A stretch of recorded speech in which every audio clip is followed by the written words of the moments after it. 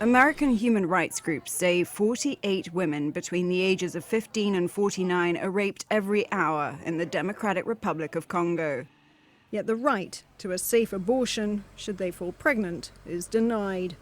And even in African countries where abortion is legal, a US ban on funding the controversial practice means even rape victims are turned away, unless they're already suffering from an abortion gone wrong. So we really need action taken immediately to make sure that these women are getting the care and the response they need after they've been raped. The US ban on providing abortion services and health clinics to rape victims isn't the only problem. Human rights activists accuse the US and the wider international community of failing to bring the perpetrators of sexual violence to justice. I think women in Africa say that the real issue is impunity and access to services, because both are equally important.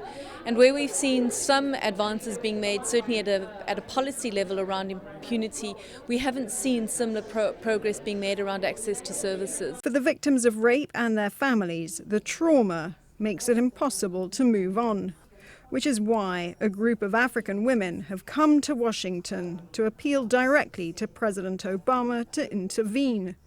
Justine Masika Bihamba's family was targeted by soldiers in the DRC who invaded her home and sexually assaulted her daughter.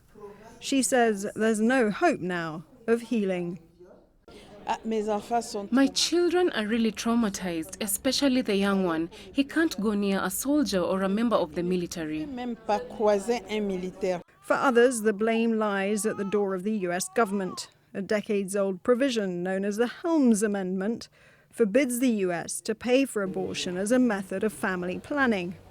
Though it doesn't prohibit US foreign aid in cases of rape or incest or life endangerment, pro-life activists have made it almost politically impossible for successive administrations to make the distinction. The law in America is stopping that kind of action to be taken.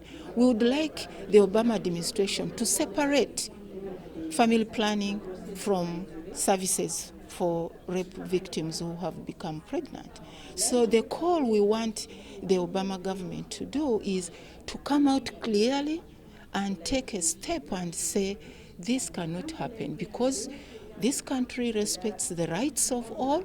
It must also respect the rights of those vulnerable people who have ended up pregnant. Rights activists insist that getting President Obama to intervene in the healthcare of rape victims in Africa would not require an act of Congress. But they say if this administration is really serious about development in Africa, it needs to start putting women at the heart of its aid policy.